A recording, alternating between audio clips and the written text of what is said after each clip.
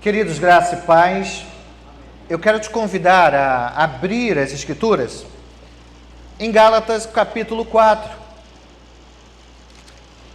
Nosso propósito hoje é estudar os versos do verso 1 até o verso 11. Gálatas capítulo 4. E nós vamos tentar trabalhar toda essa porção das Escrituras. Gálatas 4, do 1 ao 11. É preciso trazer à memória dos irmãos que o capítulo 3 e o capítulo 4 é a oportunidade que Paulo tem de aprofundar a sua temática, aquilo que vai gerar esta carta, que é Paulo defender de forma veemente a doutrina da justificação pela fé somente, fé em Jesus Cristo. E como disse, o capítulo 3 e o capítulo 4, ele vai se aprofundar nessa temática, vai defender, ele vai trazer argumentos para que os judaizantes que estavam pregando Cristo e mais alguma coisa, não tivessem mais força em meio às igrejas da Galácia. Capítulo 3, nós percebemos, no capítulo 3, Paulo falando sobre, na sua argumentação, sobre exemplos. Então, capítulo 3, ele traz alguns exemplos. E você lembra disso. O primeiro exemplo que Paulo traz para fortalecer a ideia da justificação pela fé é o exemplo pessoal.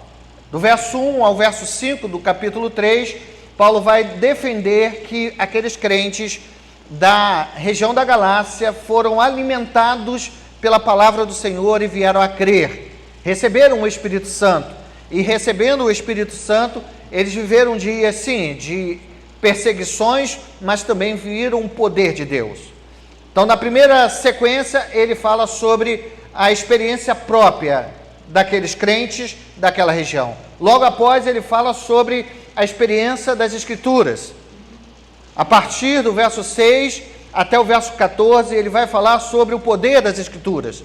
Ele vai dizer que a doutrina da justificação pela fé não é algo inventado por ele, não é algo inventado pelos apóstolos, nem tampouco por Jesus, mas é algo que as Escrituras sagradas, as Escrituras do Antigo Testamento já haviam dito, que a salvação é pela fé. E ele traz um grande exemplo, que é o próprio Abraão, que é o pai da fé, que vem antes da lei mosaica, vem bem antes do período mosaico, e ele é o grande exemplo. E aí, a partir desse momento, a partir do verso 15, e na semana passada o presbítero Eric, ele falou do verso 15 até o último verso, o verso 29, e ele falou sobre o terceiro exemplo, que é o exemplo do dia a dia. Percebam como ele vai fechando todos os lados, tudo quanto é possível, possibilidade daqueles crentes não entenderem, ele vai fechando. Primeiro ele fala sobre a experiência pessoal, depois ele fala sobre a verdade das Escrituras e depois ele vai falar sobre o dia a dia. Então, os exemplos que ele vai trazer desde o verso 15 são exemplos do dia a dia que aquela igreja, aquelas pessoas conheciam muito bem. E aí a gente trouxe 3 exemplos iniciais. O primeiro no verso 15, o verso 15 e o verso 16, que é a questão da herança.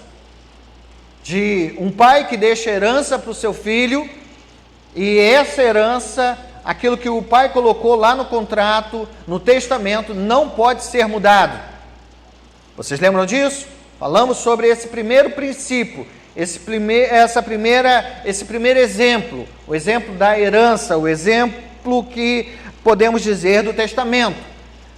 Aí, mais à frente, a partir dos versos seguintes, ele vai tratar sobre um outro exemplo, logo de início, que é o exemplo daquele que está preso. Ele vai dizer que aqueles que foram escolhidos pelo Senhor, a partir do verso 23, do capítulo 3, são comparados a alguém que está preso. A lei, o que a lei é nesta prisão? A lei é o carcereiro, é aquele que toma conta do indivíduo que ainda está em prisão. Então ele vai dizer, usando essa ilustração do verso 20, no verso 23, que aqueles que vivem sobre a lei vivem escravizados, e a lei é como quem? Como um carcereiro. E aí no verso 24 ele vai usar outra figura, a figura do menor de idade, do filho que, como é menor de idade, precisa de um aio, precisa de um pedagogo, de um professor particular, que dia a dia estaria ao seu lado, ministrando, ensinando. E aprendemos isso, né? A lei, ela é como, de fato, um pedagogo, que mostra a nós, apresenta-nos quem somos, abre, descortina a nossa realidade moral. E a lei aponta que somos pecadores. Não pouco pecadores, mas muito pecadores. Pecadores ao ponto de ser considerados mortos em seus delitos e pecados. A lei nos aponta esta verdade, porque a lei aponta o que Deus requer de nós. E nós sabemos que não há um justo sequer. Ninguém consegue guardar a lei. Ninguém pode guardar plenamente a lei do Senhor, porque de forma contínua peca dia após dia. Então a lei mostra-nos a nossa incapacidade de, por força, por vontade, por mérito próprio, alcançar a salvação. Esses três princípios precisam ser guardados no nosso coração. Era algo que aquelas pessoas da Galácia sabiam muito bem. Mas ele agora, a partir do capítulo 4, verso 1, ele vai usar mais um exemplo. Ele quer fechar a questão dos exemplos, trazendo um próximo exemplo. E que exemplo é esse que ele quer trazer sobre a lei e a graça, sobre o papel da lei na vida do povo judeu e, por assim dizer, na vida de todo o ser humano? O verso 1 diz assim: digo, pois, que durante o tempo em que o herdeiro é menor, em nada difere de escravo, posto que ele é senhor de tudo. Paulo começa usando mais uma vez um exemplo. E esse exemplo é um exemplo muito comum no mundo grego. E aquelas pessoas da região da Galácia, a grande maioria era de origem grega. Que exemplo é esse? Os pais, eles, enquanto vivos, eles deixavam herança para os seus filhos. Esses filhos receberiam a herança, em primeiro lugar, quando o pai morresse, não era antes. Mas, se o pai morresse antes daquele jovem ou aquela criança tomar a idade da razão, ou o período em que era determinado para a abertura do testamento, aquela criança, ela precisava de um tutor. Então, aquele pai zeloso, ele escolhia um tutor, um curador. Esse tutor, ele tinha a responsabilidade de, principalmente na ausência do pai, fazer aquele papel de pai, administrar a riqueza, os bens que aquele menino irá receber no momento apropriado, mas também cuidar da educação.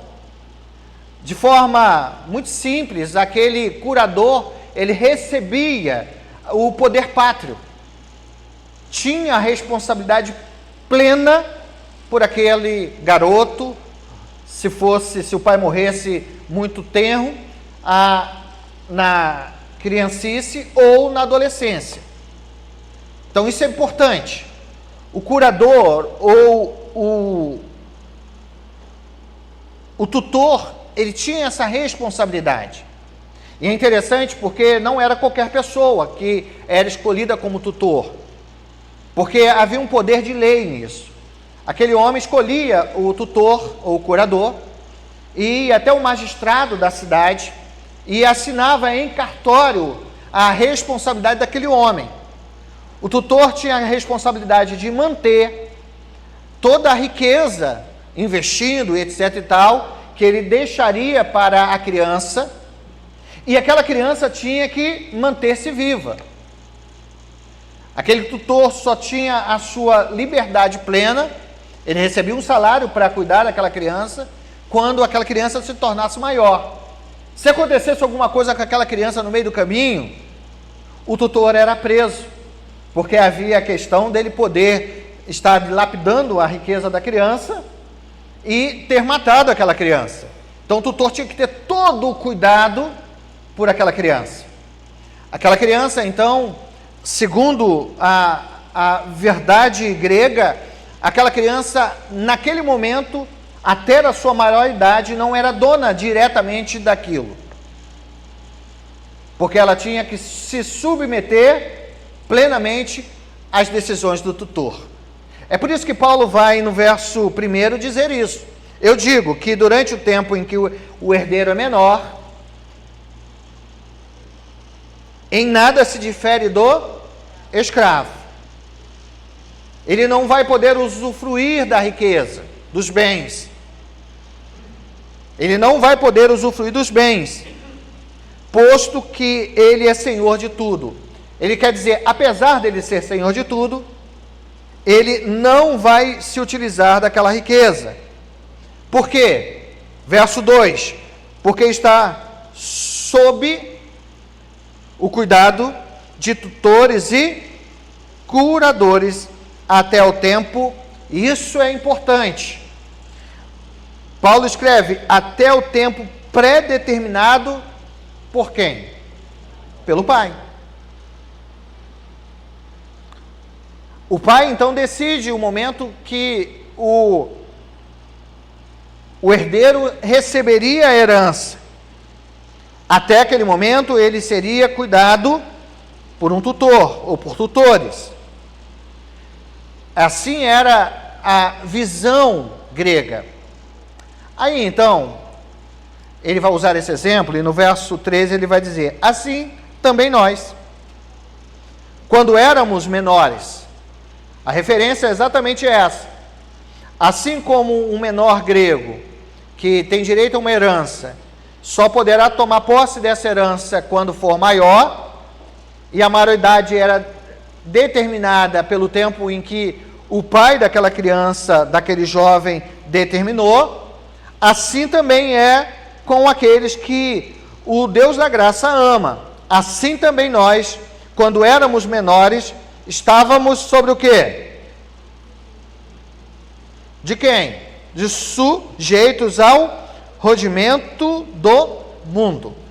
Então ele vai, agora, em vez de usar a palavra tutor diretamente, ele vai usar o termo rudimentos do mundo. O que significa o termo rudimentos do mundo? Coisas mundanas, coisas do mundo, coisas simples, nada espiritual.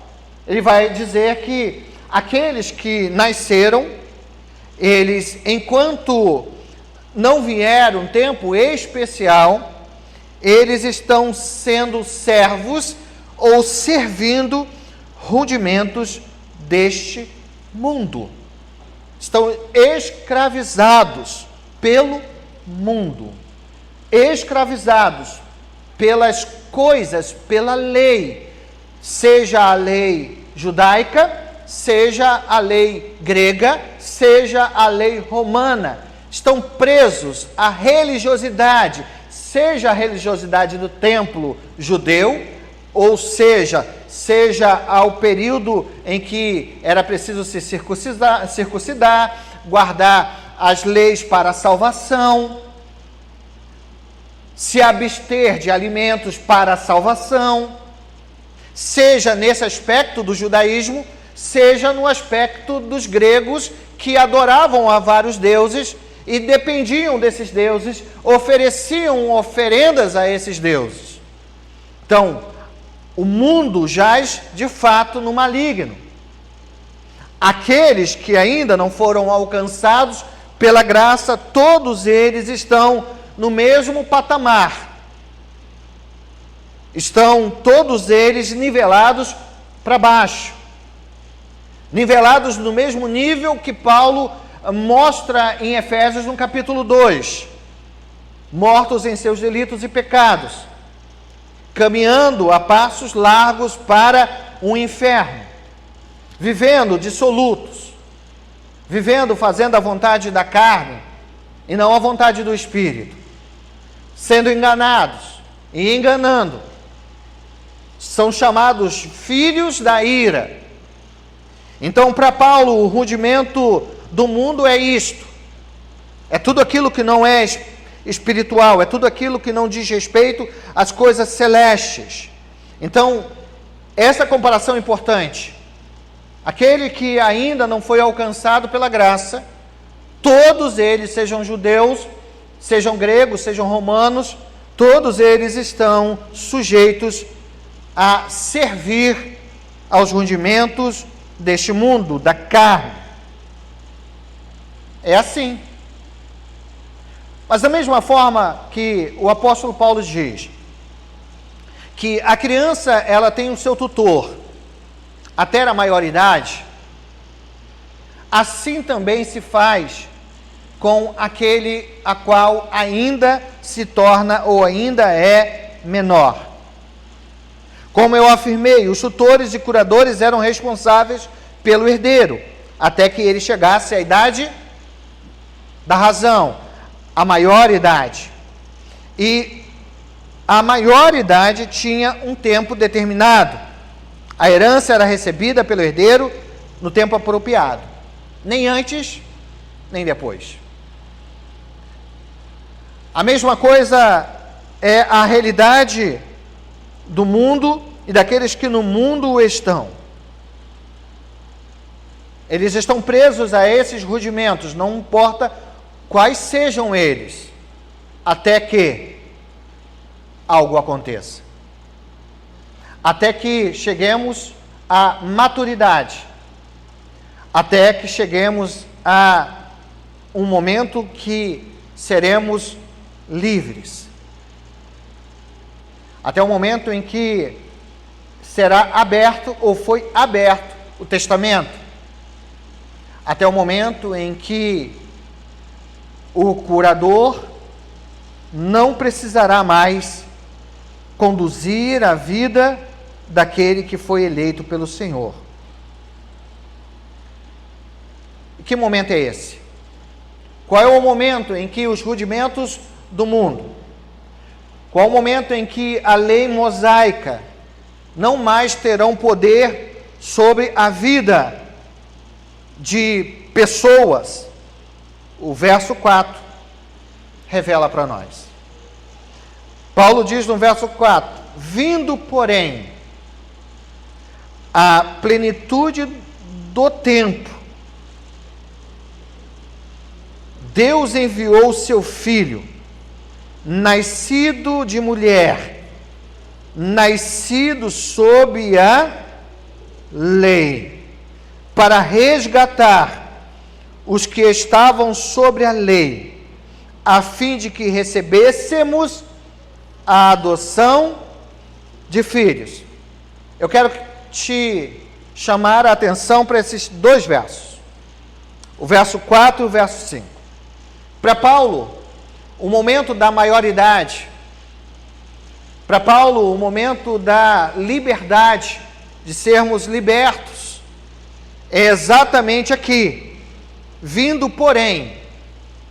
Então havia uma espera, uma expectativa, um tempo determinado, um tempo apropriado. E nós sabemos que o Deus da graça é o Senhor do tempo. Ele é Senhor dos céus e da terra. Foi Ele que criou todas as coisas. E o tempo a Ele pertence. Então todas as suas promessas, nenhuma delas falha. E no Antigo Testamento, Deus havia prometido enviar o Cristo, o ungido, aquele que de fato e de verdade traria a salvação, aquele que até os confins da terra ouviriam ao seu respeito e teriam a sua vida transformada. é a maioridade. Assim, então, nesse tempo, vindo, porém, chegou. Paulo afirma que esse tempo de espera acabou. Não é necessário mais esperar, porque a graça que nasce na eternidade, a graça que nasce no coração de Deus, ela se manifesta no tempo, e ela se manifesta no presente, ela se manifestou no momento da história, e foi naquele momento, na plenitude do tempo, no tempo apropriado. Ao olhar para esse texto, esse verso 4, nós percebemos quem é aquele que é a manifestação da graça do Pai. Nós sabemos que é Jesus Cristo. A plenitude dos tempos diz respeito à encarnação do Verbo, a Cristo vir e habitar entre nós, cheio de graça e de verdade. E então podemos ver a sua glória. É sobre isso que Paulo está falando. A liberdade, a maturidade, a salvação, ela tem o seu ápice em Jesus Cristo.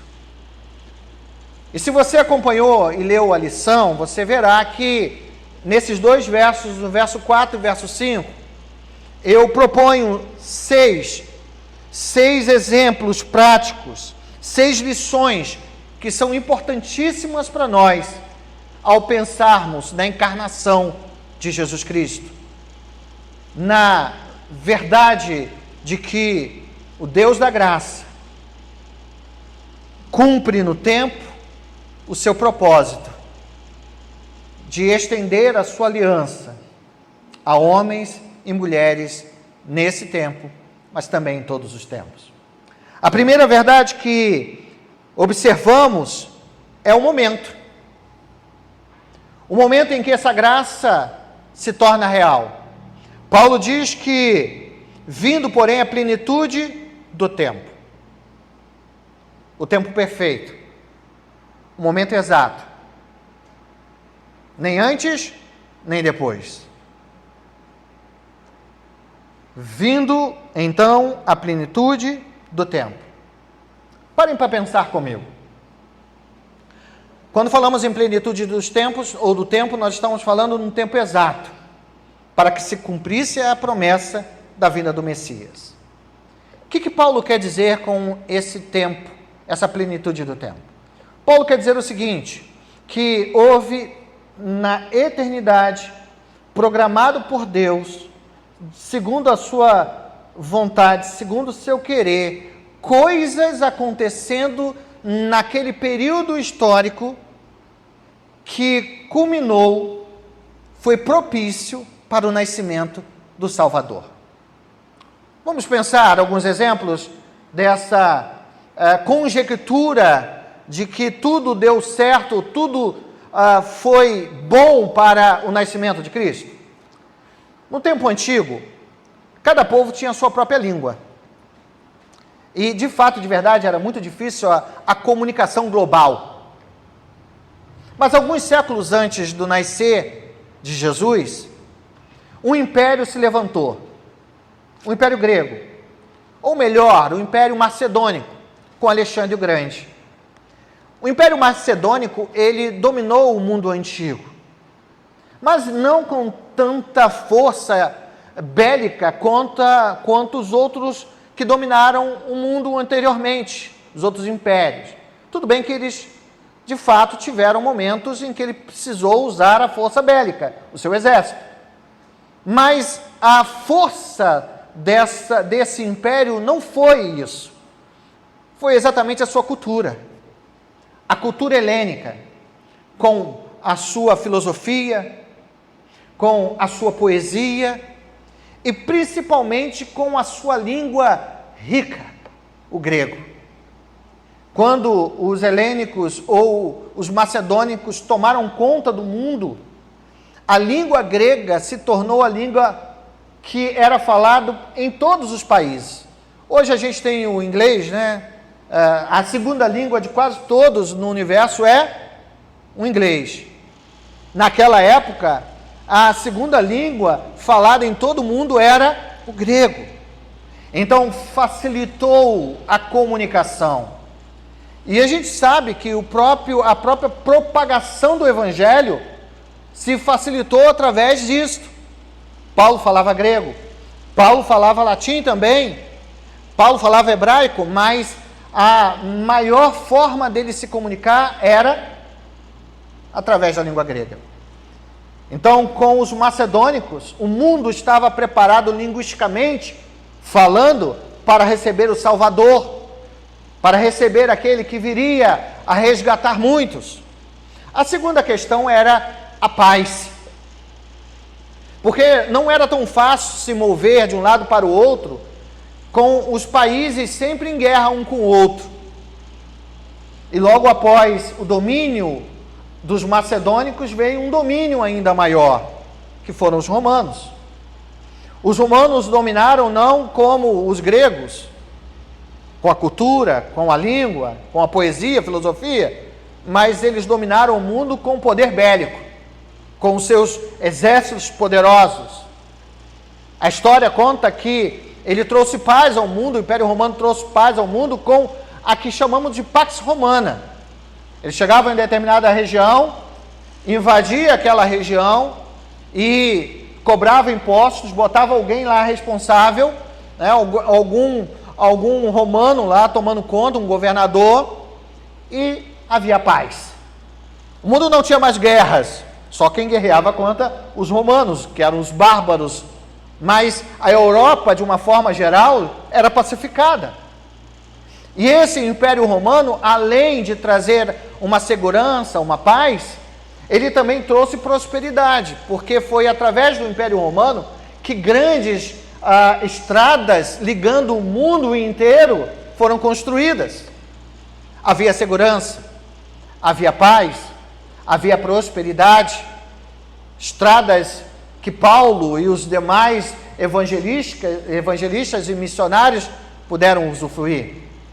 E na cultura judaica? Na cultura judaica era o momento mais esperado por eles, esperando o Messias, porque já tinham sofrido desde a deportação para a Babilônia, e depois quando voltam, são dominados pelos gregos, depois agora pelos romanos. O coração deles estavam na expectativa do Salvador, do Messias, do Cristo, que os libertaria das mãos de todos os inimigos. Esses são alguns dos exemplos simples do que Deus produziu na história, de como Deus agiu para que tudo estivesse preparado, os corações estivessem preparados para a vinda do Messias, do Salvador. A plenitude dos tempos era uma realidade. Eles não precisavam mais esperar, porque o Deus da graça tinha se manifestado a eles. A segunda coisa que Paulo aponta para nós é a origem. Na plenitude dos tempos, ou do tempo, Deus enviou. Então, aquele que foi enviado, o Messias que foi enviado, o Salvador que foi enviado, ele não foi enviado por anjos. Ele não foi enviado, entre aspas, pelos deuses. Mas Paulo afirma que ele foi enviado por Deus. Deus enviou. É a mesma afirmação de João, em João 3,16. Porque Deus amou o mundo de tal maneira, enviou. Então Jesus, ele foi enviado. Por quem? Por Deus. Aquele que veio trazer mudança no mundo, ele foi enviado por Deus. Agora, quem de fato, de verdade, é este? Que os judeus conheciam como o Cristo, como o Messias, como o Nazareno, como um mestre, como alguém que tinha poder. Quem era esse? Quem foi aquele que foi enviado por Deus? O texto diz: seu filho. Porque Deus enviou seu filho. Não foi um dos seus filhos, foi o seu filho. O unigênito do Pai. O apóstolo Paulo aqui então está trazendo ao meu e ao seu coração a verdade de que o Filho, Jesus, é o Filho unigênito do Pai.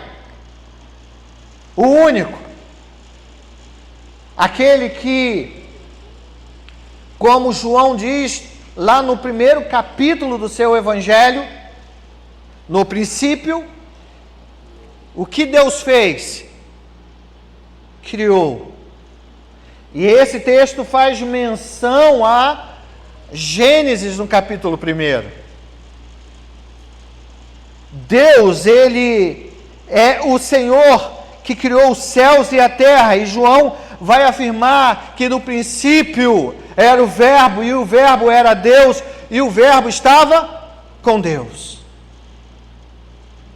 Paulo aqui está anunciando àqueles homens daquela época, sejam aqueles irmãos da Galácia, ou sejam os judaizantes, que Jesus, Ele é Deus.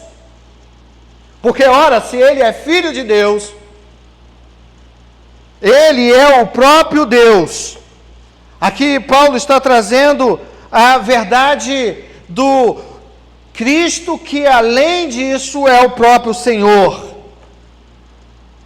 E havia dúvida naquele período. Quem é Jesus? E essa dúvida chegava a muitos ali. Qual é o papel de Jesus? Jesus é o primeiro ser criado? Jesus é um anjo encarnado? Jesus é um dos grandes profetas que veio de novo? O apóstolo Paulo deixa claro, ele é filho de Deus. Foi Deus que o enviou. Ele é antes de todas as coisas. Ele é o Senhor dos céus e da terra. Ele é a segunda pessoa da Trindade. Ele é Deus. Plenamente. Totalmente Deus. É preciso ficar claro então isto.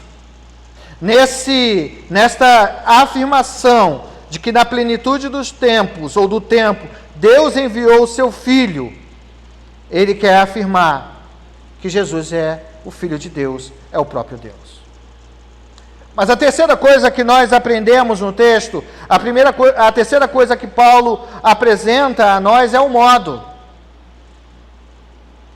Porque ainda no verso 4, depois de dizer que Jesus é o Filho de Deus, é o próprio Deus encarnado, ele diz que este nasceu de uma mulher e nasceu sob a lei. É interessante isso. E eu fiz questão de mudar a lição. Eu precisei mudar um pouco a lição e acrescentar esses dois pontos. Por quê? Alguns dias atrás, o seminarista Wesley fez uma pesquisa com alguns irmãos da igreja. Uma pesquisa com uma pergunta teológica, a princípio parece simples, mas uma pergunta teológica bem relevante. E qual é a pergunta? Sobre a natureza de Cristo, a natureza de Jesus. E na resposta havia algumas opções. A pergunta é: hoje, Jesus é apenas 100% Deus? Estão lembrando quem respondeu? Não precisa dizer quem respondeu, tá? 100% Deus, ou 100% homem ou uma outra opção, ou os dois. E eu fiquei espantado. Eu falei, deixei passar alguma coisa. Como pastor, deixei passar alguma coisa. Porque houve um número muito grande, e eu quero ousar dizer, mais de 50% da membresia, daqueles que escreveram, de que botaram lá a pesquisa, erraram. Erraram. Porque colocaram lá na afirmação que hoje Cristo é apenas 100% divino. Quem colocou isso não precisa dizer. Errou. Mas houveram pessoas que disseram que ele era 100% humano. Também errou. Sabe por quê? Depois da ressurreição de Cristo, depois que ele ressuscita no domingo, ele aparece logo de início a 2 discípulos que estavam desistindo da fé. Os discípulos que conhecemos do caminho de Emaús. E ele vai conversando. De repente, em determinado momento, Jesus fez menção de passar por eles. Já estava lá na casa, na frente da casa de um deles. E então ele diz, fique conosco. Jante conosco, coma com a gente. Jesus então aceitou. Adentrou aquela casa. Assentou-se à mesa. E então, no partir do pão, na mesa, ao comer aquela refeição oferecida por aqueles homens, o que aconteceu? Os olhos espirituais daqueles homens foram abertos e eles entenderam que aquele era Jesus. O que isso tem de relevância para a gente? Que Jesus faz a sua primeira refeição. Ele come. Ele se alimenta. Logo após, quando ele encontra, na outra semana, os apóstolos, eles estão numa pescaria, e depois de pescarem, o que ele faz com os discípulos? Ele come os peixes. Aquele discípulo que duvida de que Jesus tinha ressuscitado, Jesus mostra o quê? Os furos em seu pulso. Jesus permanece com aqueles seus discípulos durante 40 dias. E durante aqueles 40 dias, eles não estavam vendo um ser espiritual, mas eles podiam tocar em Jesus. Eles se alimentaram com Jesus. Jesus estava ali de corpo, com todos os seus ossos, e espírito. Ali então nós temos a plenitude daquilo que Deus prometeu aos seus eleitos. Jesus era 100% Deus, mas era 100% homem.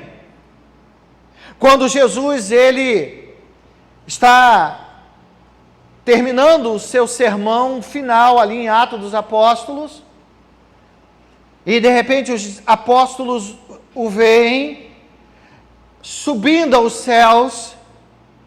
Ele sobe em carne e osso, e eles ficam ali vendo Jesus sumir na presença deles, e um anjo se coloca ao lado, e o que ele diz? Aquele anjo diz: por que vocês estão olhando para cima, para os céus? Porque este Jesus que foi tirado de vocês, ele voltará da mesma forma que subiu, e todos os olhos o verão. A natureza divina de Jesus, ela permanece, mas a natureza humana de Jesus permanece. Jesus é 100% homem, Jesus é 100% Deus. Eu acho interessante que há algumas visões a respeito de Jesus, e uma delas é a visão de Estevão. Vocês lembram de Estevão? Estevão estava sendo apedrejado, depois de pregar o Evangelho. E enquanto aqueles homens maus, que estavam acompanhados de Saulo, Saulo estava lá, o apedrejavam, ele tem uma visão. Lembra da visão? E o que ele vê? Os céus abertos. Ele vê o trono da graça. E nesse trono da graça, ele fixa os seus olhos em alguém. E quem é? O Filho do Homem, Jesus. Que a princípio, no início da sua visão, estava sentado. Mas conforme ele vai entregando a sua alma, aquele Jesus se levanta do trono para o receber como filho amado. Então eu preciso que você, se você tinha dúvida sobre a natureza divina de Cristo e a natureza humana, você entenda que as Escrituras afirmam que a natureza divina e humana subsistem. E Jesus é 100% Deus, 100% homem. É por isso que nós temos aqui no verso 4, falando sobre o modo, Jesus nasceu. Ele nasceu de uma mulher. E é importante a fala de Paulo, porque é uma promessa, feita ainda no Éden. Que promessa é essa? A promessa daquele que traria a aliança de Deus à voga, que assinaria o contrato que foi feito, teria um representante. Esse representante era alguém que nasceria de uma mulher. E esse representante de Deus, que viria dos céus, nasceria de mulher, ele esmagaria a cabeça da serpente. Ele viria e diria: está consumado, encerrado, foi aberto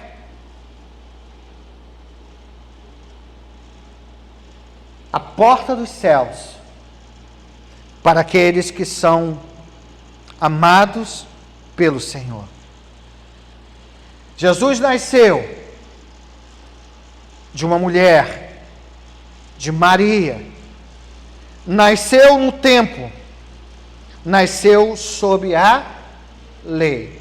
Isso é importante para teologia paulina, para a teologia do Novo Testamento, para as Escrituras Sagradas, quando falam sobre a vida e obra de Cristo. Ele nasceu sobre a lei. Então nós vamos lembrar que Jesus era descendente de quem? Da mulher.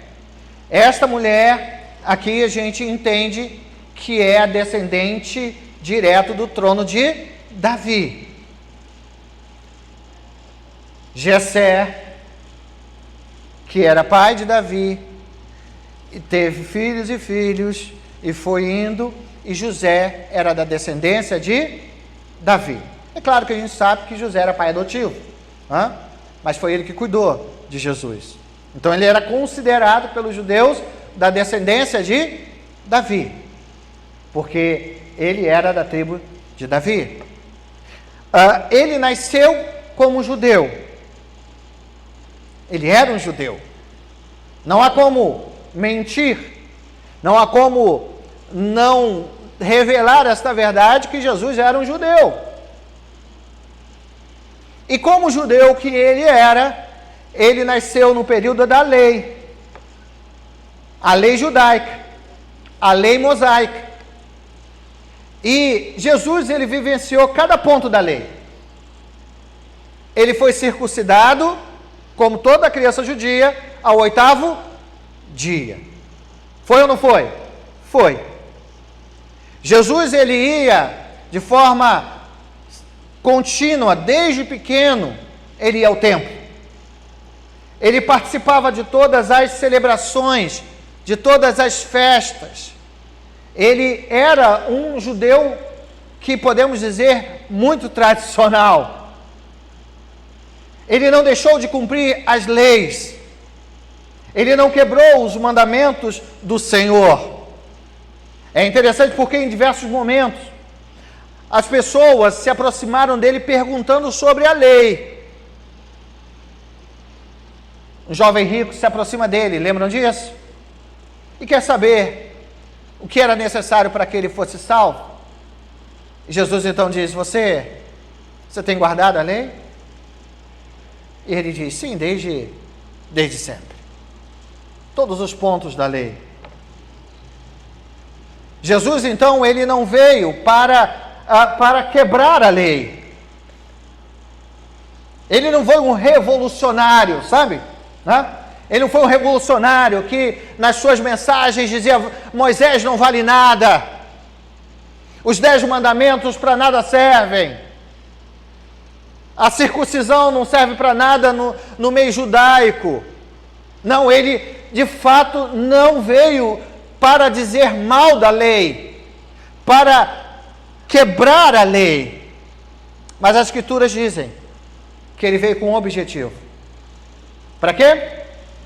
Para cumprir a lei. A lei tinha vigência até aquele momento. A lei era o aio. A lei era o carcereiro. A lei era aquele que cuidava do menor. Mas Jesus veio. Aquilo que o homem não pôde fazer, aquilo que os judeus não puderam fazer, cumprir a lei, não pecar, guardar todos os mandamentos, aquilo que eu e você não pudemos fazer, os judeus daquela época não puderam fazer, os gregos, romanos ou qualquer um que seja, não pôde fazer, Cristo fez. Jesus cumpriu a lei perfeitamente. O Deus Pai, ao olhar dos céus, viu a Jesus cumprindo cada parte, cada etapa da lei. Cada parte daquilo que o Deus da graça desejava para o seu povo, Jesus cumpriu. Aquilo que o humano não pôde, Jesus fez. E ao cumprir a lei, ele cumpriu até o último ponto. Até a morte. A morte de cruz. A ira de Deus que era sobre homens e mulheres pecadoras que não poderiam cumprir a lei. A ira de Deus que recaiu sobre nós durante muito tempo, e por isso estávamos aprisionados sobre a maldição da lei, ela recai sobre Cristo, e Cristo cumpre fielmente o pacto que Ele mesmo fez com o seu Pai. É por isso que na cruz do Calvário Ele diz: está consumado. A lei foi cumprida em mim, no meu derramar de sangue, no meu papel de servo sofredor, no meu papel, o papel que é o papel de cordeiro. Toda a lei foi cumprida em Cristo. É por isso que nós não precisamos mais da lei para pensar no céu dos céus. A lei não podia, no período anterior a Cristo, no período de Cristo, e não pode hoje salvar ninguém.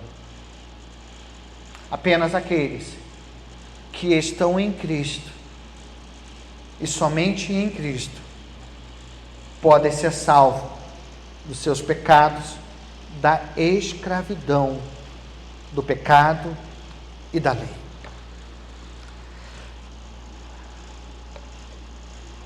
O verso 5 e o verso 6, o apóstolo Paulo, ele vai falar sobre o propósito da vinda de Cristo. Esse propósito da vinda de Cristo, ele tem duas partes, ou se move em duas direções, que se completam. O primeiro está no verso 5, quando ele diz, para resgatar os que estavam sobre a lei. O primeiro motivo da vinda de Cristo, do Messias, do Filho de Deus, é para que nós fôssemos libertos.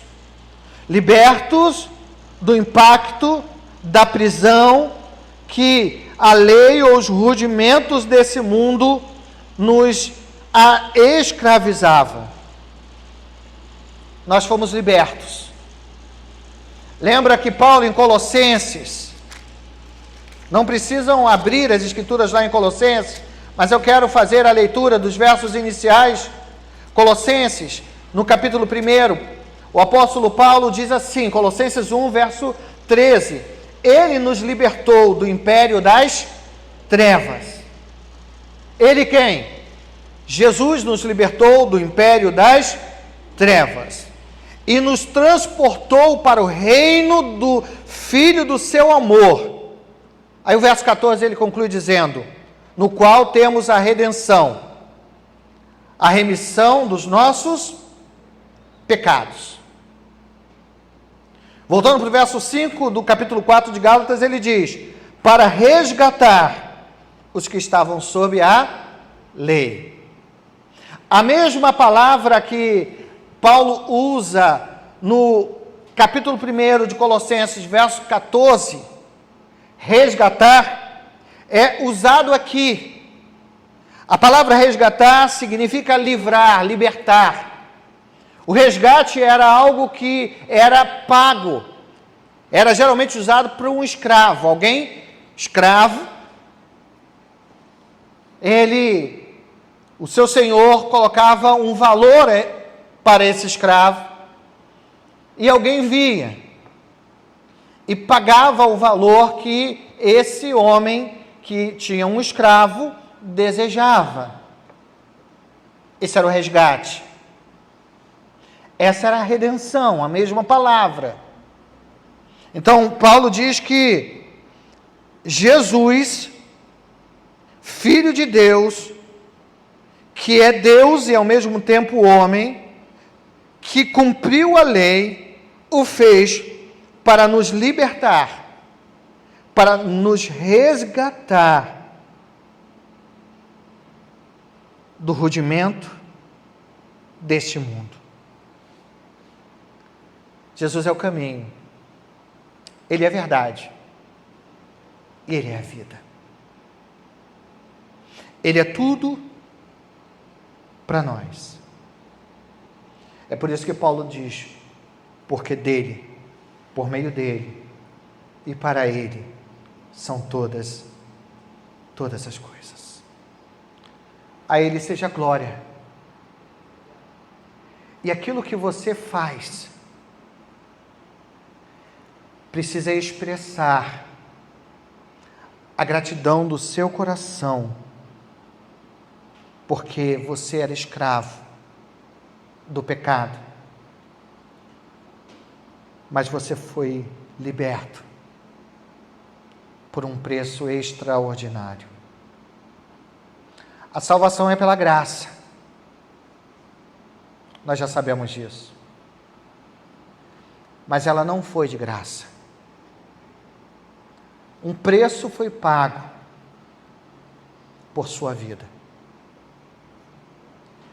Um preço foi pago para que você não viesse a arder no inferno. Um preço foi pago para que você tivesse nova vida. E eu quero encerrar fazendo uso das Escrituras. Eu quero te pedir para fazer uso das Escrituras. Primeira carta de Pedro, capítulo 1, verso 19, verso 20. 1 Pedro. Pedro fala sobre qual foi o precioso preço que foi pago para que eu e você fôssemos salvos de nós mesmos e do pecado. Verso 19, 1 Pedro. Pedro diz: mas pelo precioso sangue, como de cordeiro sem defeito, sem mácula. De quem é o sangue? O sangue de Cristo, conhecido com efeito antes da fundação, porém manifesto no fim dos tempos por amor de vós. Que linda palavra para o seu coração, para o meu coração. Nós fomos salvos, nós fomos redimidos, nós fomos libertos, e isto pelo sangue precioso, como de um cordeiro sem defeito, sem mácula, o sangue de Cristo.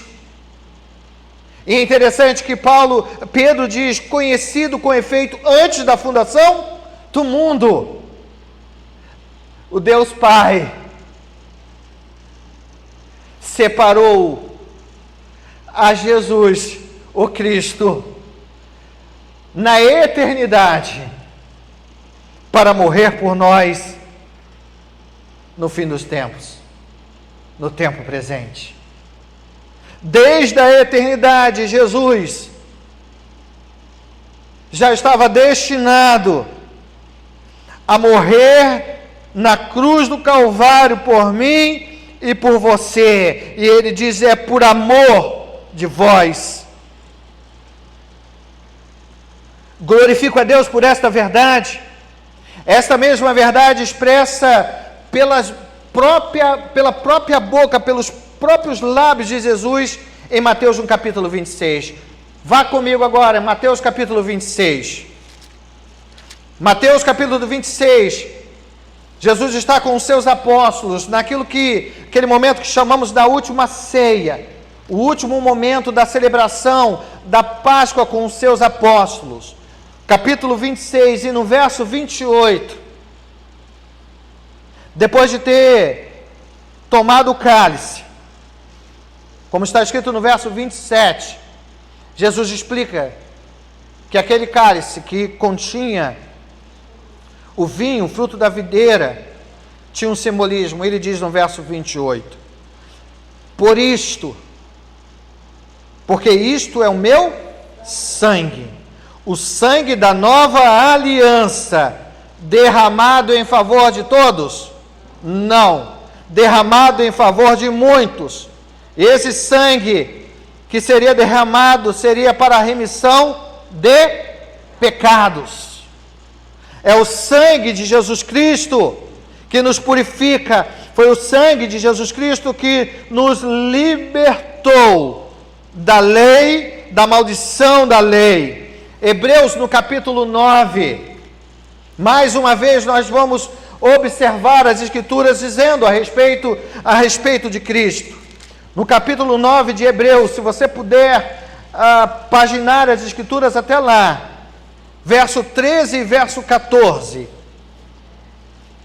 Hebreus 9, o verso 13 diz assim: portanto, se o sangue de bodes e de touros e a cinza de um novilho aspergidos sobre os contaminados os santificam, quanto à purificação da carne, muito mais o sangue de Cristo, que pelo Espírito eterno a si mesmo se ofereceu sem mácula a Deus, purificará a nossa consciência de obras mortas, para servirmos ao Deus vivo. E o último texto está em Efésios. Efésios capítulo 1. Esse é mais fácil achar. Efésios capítulo 1, verso 7. Nós fizemos a leitura desse texto. Efésios 1, verso 7. Paulo diz, no qual temos a redenção pelo seu sangue, a remissão dos pecados, segundo a riqueza da sua graça. Ainda em Efésios, agora no capítulo 2, verso 13, ele reafirma esta verdade, dizendo, mas agora, em Cristo Jesus, vós que antes estavam longe, fostes aproximados pelo sangue de Cristo. E por fim, eu lembro de um último texto. Eu ia deixar esse texto de fora, mas esse texto sempre faz morada em meu coração. Sabe por quê? Porque fala da minha e da sua responsabilidade. Eu e você somos chamados para ser igreja. O sangue de Cristo nos salvou, nos tirou do império das trevas. O sangue de Cristo nos purificou. O sangue de Cristo nos tirou da prisão.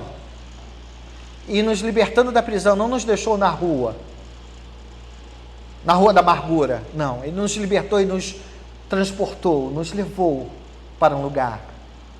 E aqueles que foram salvos, lavados pelo sangue do Cordeiro, foram inseridos, sabe aonde?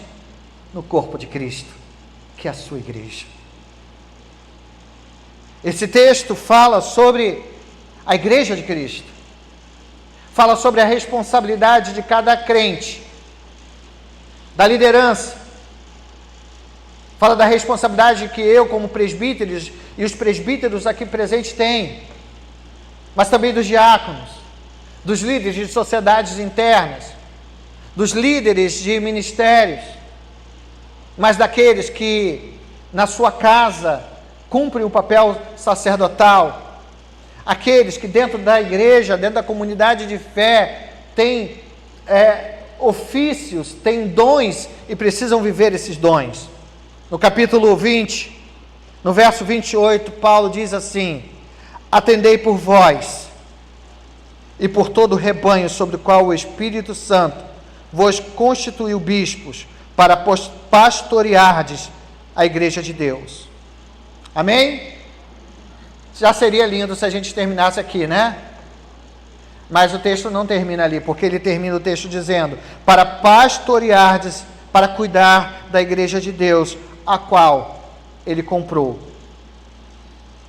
com o seu próprio sangue.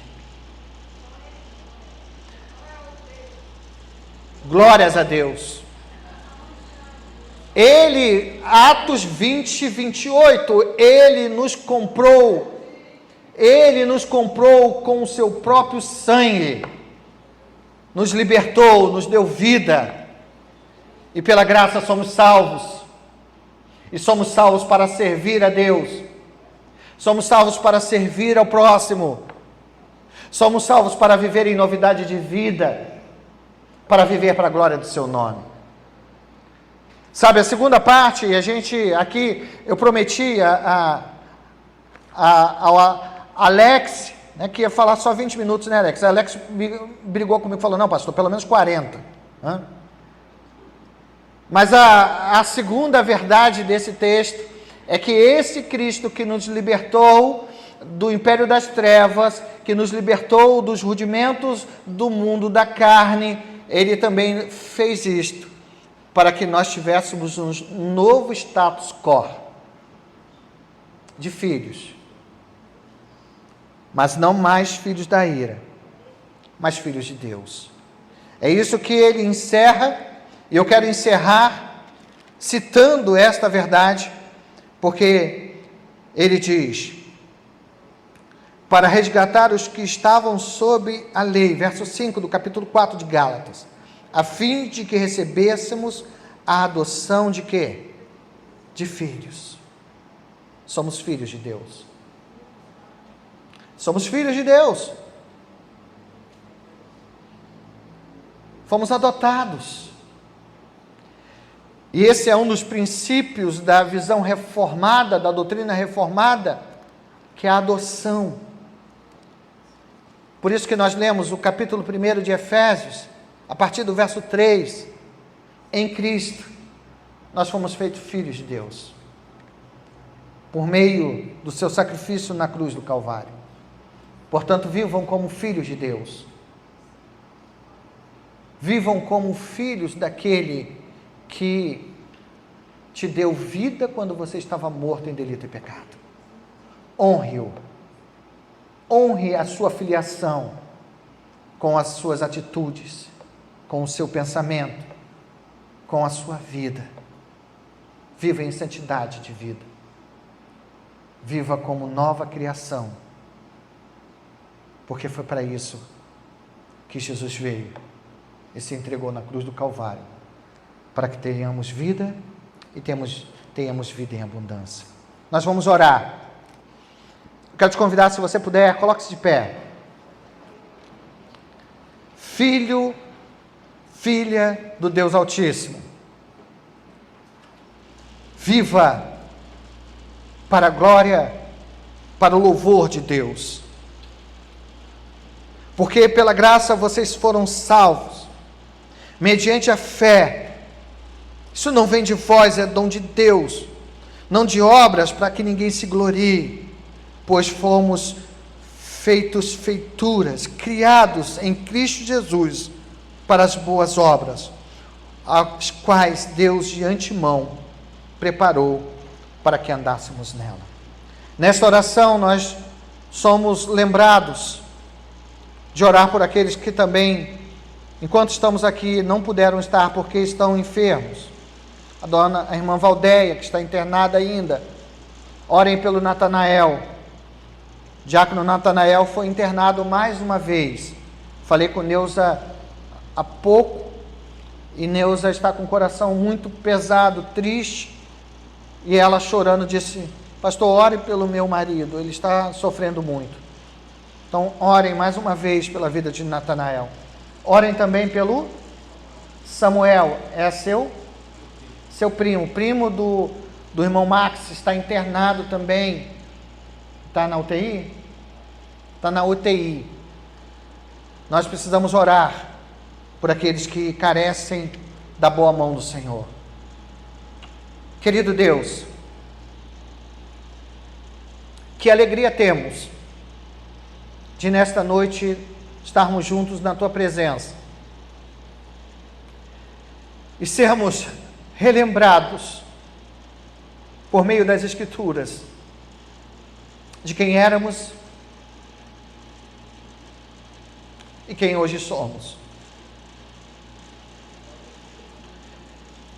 Que éramos perdidos pecadores, escravizados pelos rudimentos deste mundo, não diferente de nenhuma outra pessoa, porque estávamos mortos em nossos delitos e pecados. Mas louvado seja o Teu nome, porque o Senhor enviou a Jesus Cristo, o Teu único Filho, a segunda pessoa da divindade,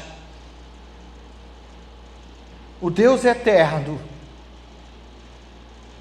enviou a Jesus, que se esvaziou de toda esta glória e viveu entre nós, cheio de graça e de verdade, cumpriu a lei que nós não poderíamos cumprir, ao ponto de morrer na cruz em nosso lugar, para declarar que está consumado.